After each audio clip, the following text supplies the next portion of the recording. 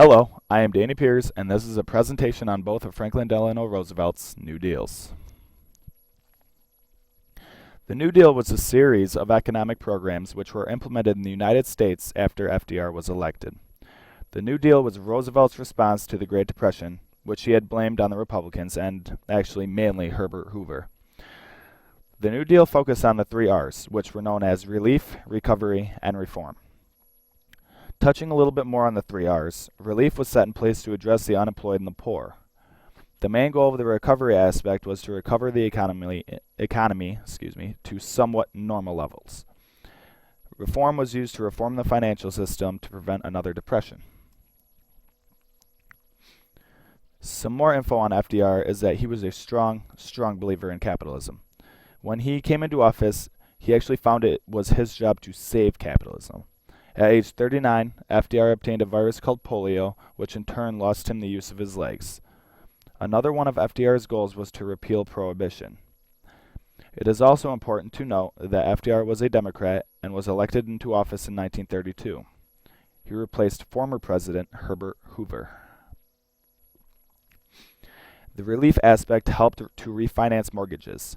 What came from this relief aspect was the CCC, or the Civilian Conservation Corps. This was for men who were between ages 18 and 27. Since it was difficult to get a job, men would join the CCC, which included reforestation programs. The CCC also helped the family. All money which was paid to you went back to your family. You were fed, clothed, and were provided shelter for working. Reform was the plan to reform Wall Street and the banking industry.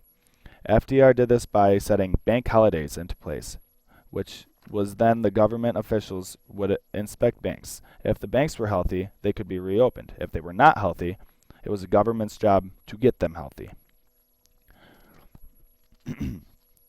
Two main organizations came from FDR's recovery program. First was the NRA, or the National Recovery Administration. The NRA was aimed at fixing industry. This also argued that the problem in industry was competition, and competition was fierce and heavy. The NRA made standard prices, provided minimum wages, maximum hours, and the right to bargain collectively. This also outlawed child labor. Later, in Schechter versus U.S., the NRA was declared unconstitutional, and nobody was really sad to see it go. The AAA, or the Agricultural Adjustment Administration, was established to fix things in agriculture.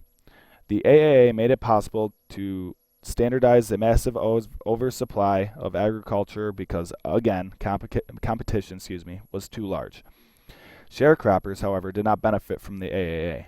The AAA was also deemed unconstitutional in 1936 since the Supreme Court said that a plan to regulate and control agricultural production is beyond the federal government's power.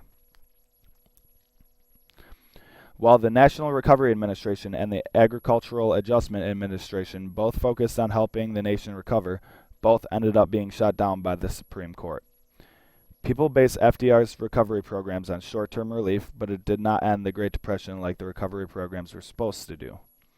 Unemployment continued to remain unbelievably high, and economic growth remained unbelievably slow. It was not until World War II, or Roosevelt's third term, in which the Great Depression was finally ended because of heavy demands of mobilization return the country to decent employment rates. Because of this, it is said that Adolf Hitler did more to end the Great Depression in America than Roosevelt did. The Dust Bowl,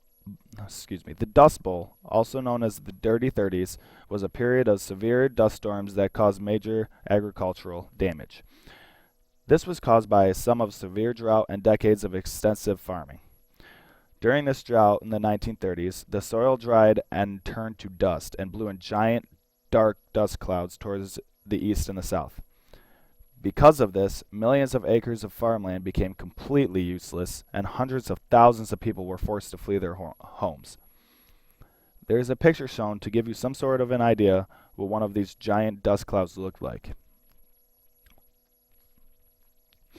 The Second New Deal created the WPA, which was an organization that paid people to do jobs.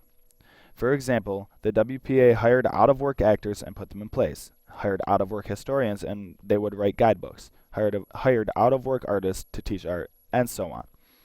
The WPA caused a shift in thinking. We need more stimulus spending, and we also need to provide a security net in order to get by.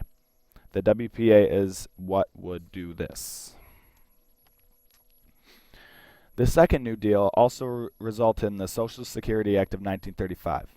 This helped the elderly by creating old age pensions as well as financial help after retirement. Before the 1930s, support for the elderly was more of a state and family matter rather than a federal concern. The Social Security Act also provided aid to dependent women who had children. This was paid for by tax employers and employees. What brought old age pensions and Social Security into play was a widespread suffering caused by the Great Depression, which started, again, in Hoover's term. Dr. Francis Townsend was a physician, and the main thing he realized about the Depression was how hard it was on the elderly. From there, Dr. Townsend created the Townsend Plan. This plan stated that every citizen aged 60 years or older would receive a check for $200 every month under two conditions. These conditions were that the recipient must quit their job and spend the money. In 1935, this plan was phenomenally popular. 9 out of 10 Americans favored the old age pension.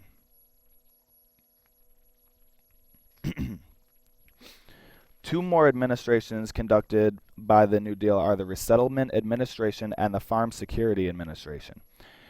The Resettlement Administration helped small and tenant farmers passed over by the Agricultural Adjustment Administration. This moved more than 500,000 families to better land. In 1937, this was replaced by the Farm Security Administration, or the FSA. This administration gave special loans to small farmers to buy land. It also built camps to provide decent living conditions, and work for migrant workers. Many people will sit and ponder the question, who opposes the New Deal and who accepts it? Well, many Americans viewed Roosevelt's policies as unconstitutional, but also admitted that his policies would help the nation. People like farmers, urban immigrants, and the poor were very supportive of the New Deal because of specific legislation that helped each group. On the other hand, the Supreme Court, Huey Long, and the rich were very against New Deal policies. Outside of the New Deal being deemed unconstitutional, which is the main reason why the Supreme Court opposed the policies, the rich mainly opposed it because they were targeted on taxes. Huey Long was a man who was actually supportive of FDR, but argued that the New Deal was not doing enough to solve the problems of the Depression. Long was the governor of Louisiana, but was assassinated in 1935 before he truly saw many of the outcomes of the New Deal. The Tennessee Valley Authority was a corporation created by the federal government in the time of the Great Depression. Because the Tennessee Valley was highly affected by malaria in the mid-30s, income was very low, and the valley was in terrible shape, even by the Great Depression standards. This area also saw many, many forest fires. This authority was put into place to promote the monetary expansion of the Tennessee River. The TVA brought power and electricity to the area and was responsible for controlling floods and the conservation of soil. Coming out of the decade where nearly 200,000 Americans were replaced by machines, the TVA hired workers in to help with the depressing conditions of the Tennessee Valley. The TVA created fertilizers, taught farmers how to develop crop yields, and helped replant forests in areas damaged by heavy forest fires. The Tennessee Valley also created new farming methods, which were said to help with the terrible soil conditions. Upon creation, the TVA was considered to be very sketchy because many citizens thought it would be used to bring in incredible sums of money to the government, but it actually ended up in making no profit to help benefit the people who work within the valley.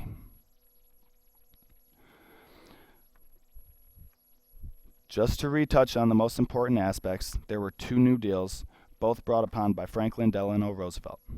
Many people opposed the New Deal policies because they saw them as unconstitutional, such as the Supreme Court. Because of this, 11 out of the 17 alphabet laws were deemed illegal because they were against the United States Constitution. The alphabet laws were the laws brought on by Roosevelt, all of which had abbreviations such as the NRA and the AAA. The people who viewed the New Deal as necessary good were farmers, the elderly, and urban immigrants, and the poor. The Social Security Act, or the SSA, is said to be the most important alphabet law of the New Deal. This helped the elderly by creating old age pensions, as well as providing financial help after retirement. The Social Security Act also provided aid to dependent women who had children and was paid for by taxes by employers and employees. If there are any questions, I would be glad to touch up on any of these aspects at this time. This is a list of the citations used. Thank you.